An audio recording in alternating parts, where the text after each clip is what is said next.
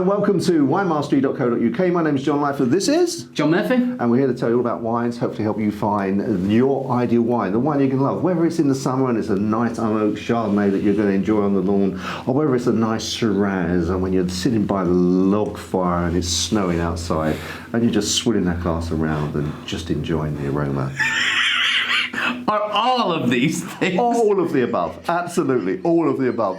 So, in this episode, we're looking at Shiraz. Now, in part one and part two, in part one, we tasted a South African Shiraz, part two, a Chilean, and now we've moved to part three, which we're here. We're looking at a Australian Shiraz. Indeed we are, yes. Yes. So, we think hopefully this one's going to be a little bit stronger. Well, not hopefully, because the others were very nice, that's wrong. Yeah. But in terms of it being different, we're looking forward to it being different and having its own character. Yeah, and the thinking was behind the whole, from South Africa, Chile, and then to Australia, the whole thinking was that the Australians is their signature grape, so it should, but we've learned lessons like this before. Yes, we have. We've had our noses burnt before. We have indeed. Okay, shall we give this one a little taste and a little smell? Why Well, not? let's start with the smell. Let's start with a look. Give it a little, So, it's really deep, isn't it? Really deep in Really colour. deep. Really, really deep. Oh, yeah, wow.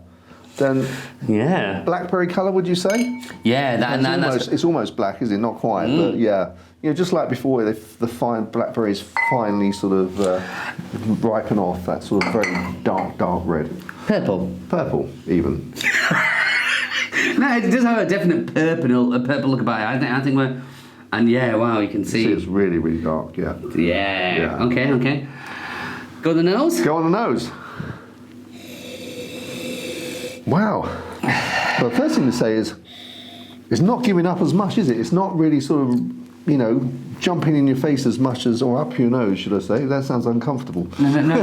I'm sure that would be. I expected a lot more on the nose there, especially from the Australian. It's there, Yeah. but it just takes some more working. You have to get right into the glass. Do you think they've toasted the barrel differently on this one?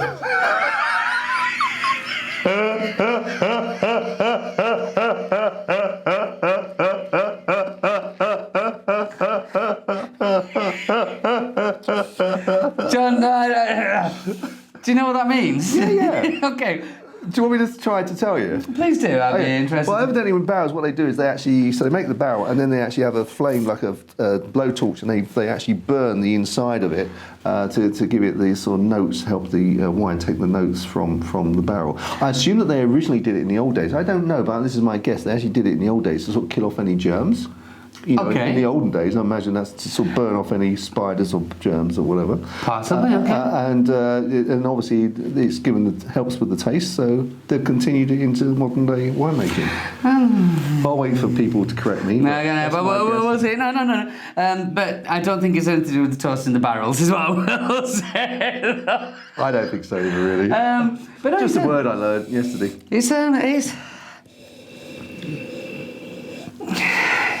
There's more cherry than blackcurrant, but then you have to work together. We were talking about blackberry before, now you've gone to blackberry.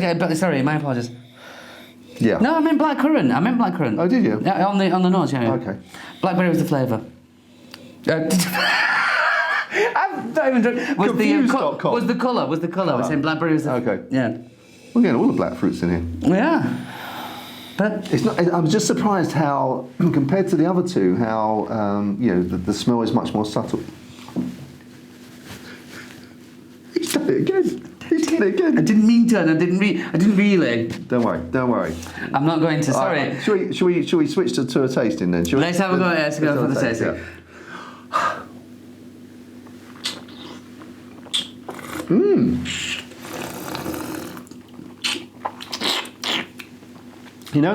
The expression we've used before. Which one, John? Mouthfeel. Keep talking. Go on. So, yeah. But this has got a beautiful mouthfeel. It's so soft and like viscous and it's just so. That's the immediate thing. The immediate thing you notice about that from this is it has almost like this silky, and you don't get that in a lot of wines. No, you really don't, because it's difficult to describe it. Wine is wine. It's a liquid that you can taste, but this actually coats your mouth and it has this kind of velvety, silky feel about it. Yeah. And then, which then leads on to the flavour, but just that velvety feel alone is a part of experiencing the wine. In fact, I was concentrating so much on when you were saying that, concentrating so much on the mouthfeel that I wasn't tasting the flavours. I just thought, wow, it's a lovely, lovely feeling. Yeah. Which is actually, if we do look at, tasting of wines in general, I suppose we've never really touched on that is another aspect of the wine. But I suppose majority of the wines don't really vary too much on the mouth feel. Yeah. So when you get something like this that really does, it does stand out. It does. 'Cause usually in our tasting notes we don't say mouth feel, do we? No. But this has a definite. I always put it in the tags on the video. I don't even want to ask. But let's get on to the flavour then. Flavour-wise, it's cherry. It's not blackcurrant. The blackcurrant's there, but again, I'm not even sure if it's black cherry actually. Well, I think it might just be red cherry rather than black cherry. What are you getting? No, it's black. What? What? I know. Are you mocking me? No, let's have a go then. No, mine's more black cherry. Are you? With a little bit of the blackcurrant coming through. Yeah, it's fine. But I'm not overly. I'm not saying this in an awful way because it's legit. I'm not overly impressed with the thing that's really impressed me has been the mouthfeel on that. Yeah. And going from the mouthfeel to the end, which is your tannins. Again, you notice those tannins? No, I did concentrate on because I knew you were going to say it this time. I didn't want to be caught out third time.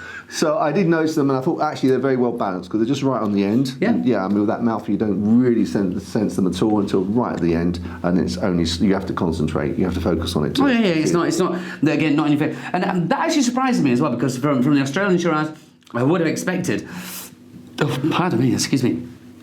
I would have expected some big tannins in there. I was ready for them. Perhaps that's why. I know. This is such a. I don't. For me, I wanted those big blackcurrant and big tannins in there, and it just didn't have that. I don't know.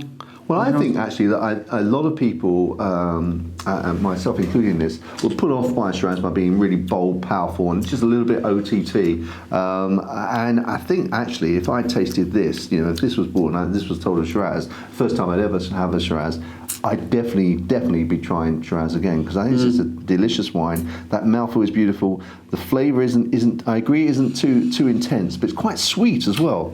Yeah, that's an odd thing that came after straight off the mouthfeel. Yeah. And I'm not sure what you would. I don't know why, but I just get a feeling that this would. I don't know what it would be, but this would just like pair with food so well. And normally I say that because actually the wine isn't that good and you need food to balance it off. But I just get to the feeling that this would, with something, and I can't put my finger on it, would just like really balance well. Well, it would have to be some big red meats, wouldn't it? So you're looking steak, you're looking like this stew kind of thing. That would be just lush. Just lush together. But I do know where you're going with that sweetness as well. It's not actually sweet, but it does have that. I think it's because it coats your mouth and that tongue feel, mouth feel again. It just sits there nicely. Yeah. But not overly tannic. No. All right. As a score then. 99. No. No, you're right.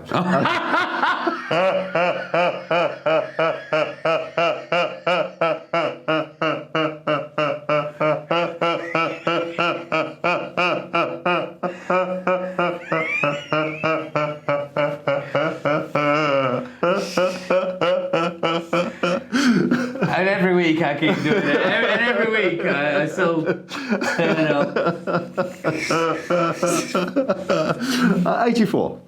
Okay. 84, is that the personal? So you've done everyone at 84? I know. I think it's really strange because they're all completely different, but I like them all in different ways and equally, in different ways. Yeah, okay.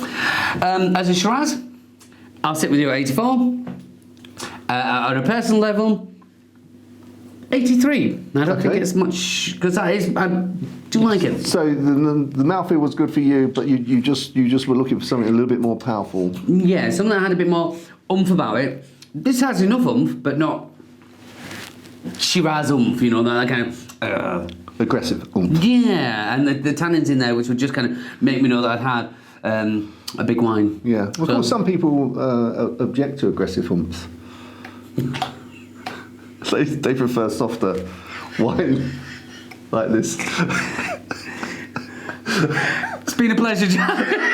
No, but I think, all in all, I don't think it's been a long time since we've had 3 cracking wines together. No, that's true. Yeah. Normally we had sort of one if we're lucky. That's really Yeah. smart, but these are all really pretty high standard. I've really been pleased with those. Standard. I'd recommend doing those. If only I could spend my money like that every day.